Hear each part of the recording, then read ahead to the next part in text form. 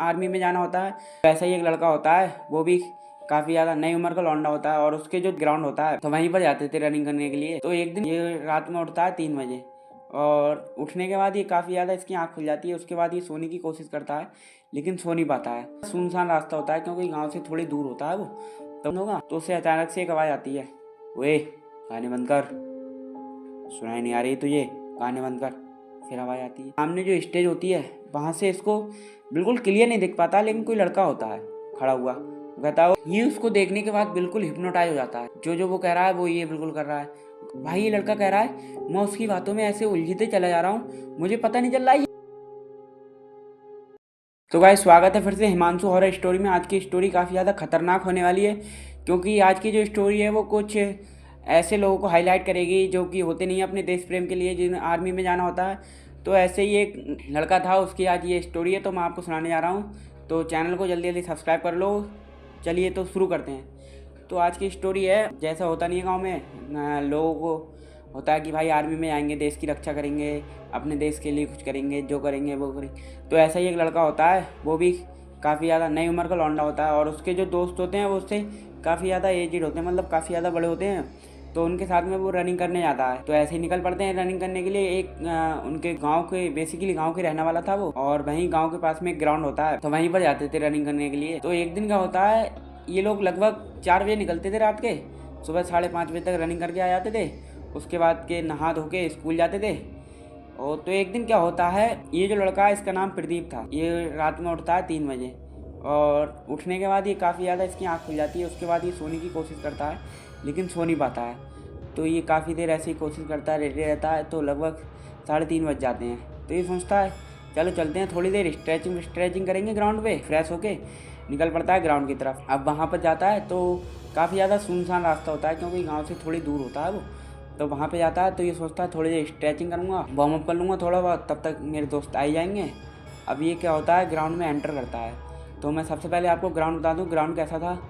Ground में एक सामने बिल्कुल स्टेज होती है जहाँ पर गांव के सारे प्रोग्राम होते थे, और वहीं स्टेज के पीछे साइड में ग्राउंड में एक पब्लिक के लिए जिम होती है। जो जिनके पास पैसे वैसे नहीं होते हैं वो उसमें जिम कर सकते हैं।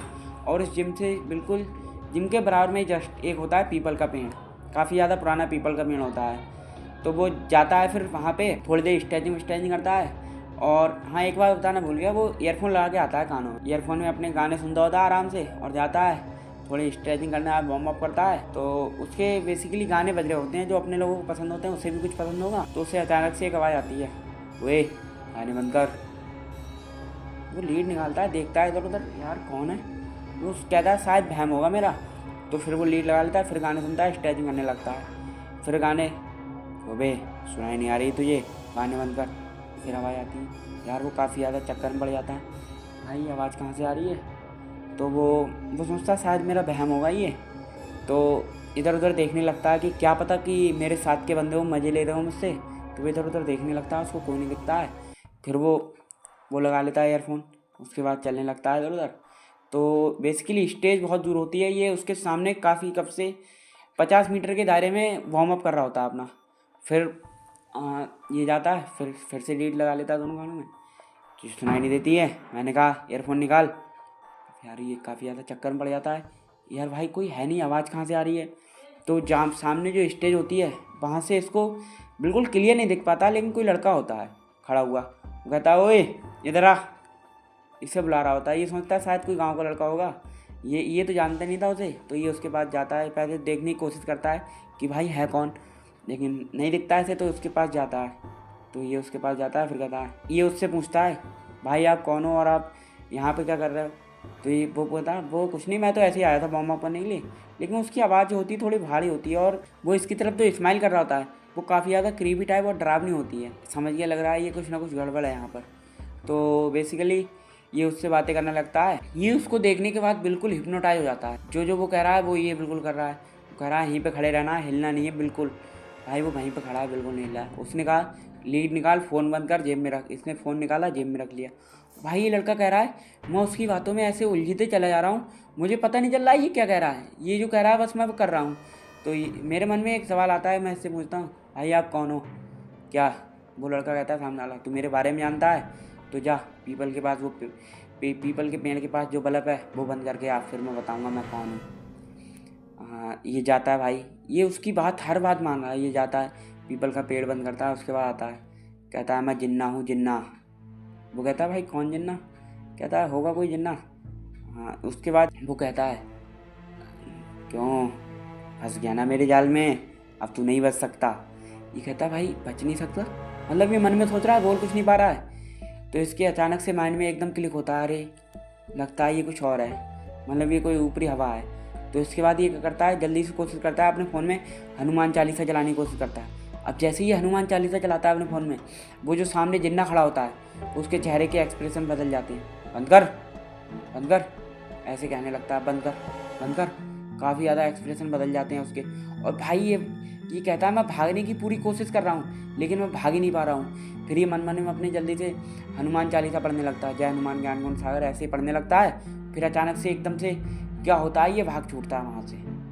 और वो कहता है ओए कहाँ जा रहा है, मैं तुझे छोड़ूंगा नहीं। और ये वहाँ से भागता है, इतनी तेज़ भागता है, स्लो स्लो थोड़ी स्पीड बढ़ती है, स्लो स्लो भागता है और ग्राउंड के बाहर आता है।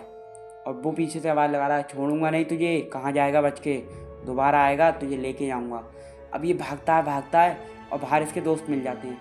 अब वो इसको देखते हैं, यार भाई ये तो बिल्कुल पसीने में भीगा हुआ है, और वो तो इससे काफ़ी ज़्यादा उम्र के बच्चे होते हैं। तो वो समझ जाते हैं कुछ ना कुछ गड़बड़। और ये जाता होता है, बोला नहीं तुम लोग जाओ रेस करने, मैं जाऊँगा घर पे। अब भाई वो चक्कर पड़ जाते हैं, क्योंकि वो भी वहीं रेस लगाने आते हैं ग्राउंड में। वो बोला कुछ गड़बड़ है, तो हमें तो पता होनी चाहिए क्या गड़बड़ है भाई। तो फिर वो कहते हैं भाई क्या गड़बड़ है, हमें भी बता, हमें भी बता। तो ये नहीं बताता है। तो ये फिर उनके काफ़ी ज़्यादा पूछने के बाद बताता है कि भाई वहाँ पर मैं गया था, एक लड़का मिला था मुझे, मुझे बहुत ही ज़्यादा डरावना लग रहा था, उसकी स्माइल भी बहुत अजीब सी थी, और उसने अपना नाम जिन्ना बताया था। अब जिन्ना, अब उनके माइंड में एकदम क्लिक होता है, जिन्ना, अरे जिन्ना मिला था तुझे। अरे तभी ये पूछता है भाई जिन्ना की क्या कहानी है। ये कहता है भाई जिन्ना आज तक जिसको भी मिला या दिखा है, या तो वो पागल हो गए हैं, या फिर मर गए हैं, या फिर गांव छोड़ के चले गए हैं। अब इसके मन में वहम बैठ जाता है, बहुत ही ज़्यादा डर जाता है। तो वो लड़के भी नहीं आते हैं, फिर वो लोग इसे घर लेके जाते हैं। फिर रास्ते में ये उनसे पूछता है भाई ये जिन्ना होता क्या है, इसकी क्या कहानी है। तो बेसिकली कम से कम 4-5 साल पहले, ये तो बाहर रहता था लड़का, गांव में आया था घूमने के लिए ऐसे ही। तो वो उसके जो दोस्त हैं वो बताते हैं कि बेसिकली 4-5 साल पहले स्टेज था, वहाँ पर कोई शो हो रहा था गांव का। तो काफ़ी ज़्यादा भीड़ बढ़ गई थी, तो लोग टीन के ऊपर चढ़ गए थे, वहाँ पर देख रहे थे चढ़ के। तो अचानक से क्या होता है, टीन गिर जाती है नीचे, उस पर लोड हो गया ज़्यादा, झेल नहीं भाई, टीन नीचे गिर जाती है। और वहीं पर जिन्ना और जिन्ना के भाई की दोनों की मौत हो जाती है, वहीं पर मौत हो जाती है। अब ये समझ गए कि हाँ भाई ये तो कुछ ऊपरी चक्कर है। अब ये घर पे जाता है, सोने की कोशिश करता है, इसको नींद नहीं आती है।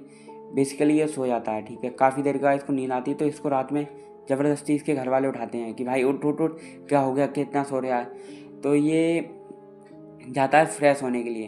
तो ये देखता है खिड़की के बाहर जिन्ना खड़ा है, वो इससे कह रहा है तुझे लेके जाऊँगा, तुझे लेके जाऊँगा।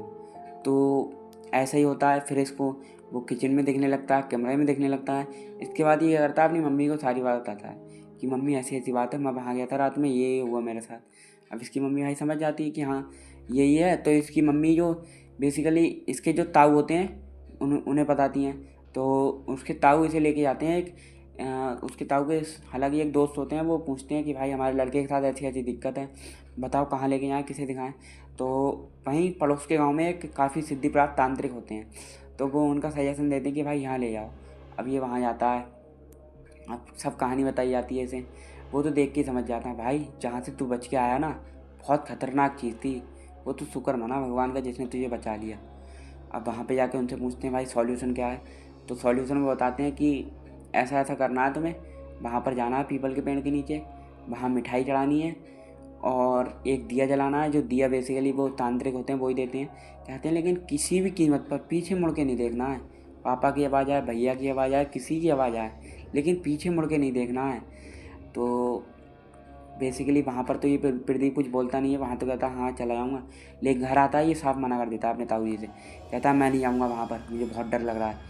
तो भाई क्या करा जाए। तो इसके ताऊ जी होते हैं वो फिर से लेके आ गए तांत्रिक के पास। तो कहते हैं देखो चले तो तुम भी जाओ, लेकिन खतरा तुम्हारी दोनों की जान को होगा। अगर किसी ने भी पीछे मुड़ के देखा तो समझो तुम दोनों को कोई बचा नहीं सकता है, क्योंकि वो छलावा करेगी, जो भी वहाँ पर एंटिटी आत्मा है वो छलावा करेगी तुम्हारे साथ। तो ये लोग क्या करते हैं, जाते हैं रात में, और इनको जिस टाइम पर वो गया था 3:30 बजे उसी टाइम पर जाना था। तो ये लोग 3:30 बजे जाते हैं वहाँ पर, अंदर डरते डरते डराते जाते हैं, और ये अलग को खड़े जाते हैं उसके ताऊ। ये वहाँ पर पीपल के पास जाता है, वहीं पर मिठाई रखता है, वहीं दिया जलाता है।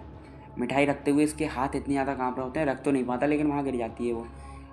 लेकिन जैसे ही दिया जला के ये पीछे मुड़ता है तो इसको फील होता है कि हाँ भाई, इसके चारों तरफ कोई ना कोई है, और वो जो इसने मिठाई रखी थी वो कोई ना कोई खा रहा है।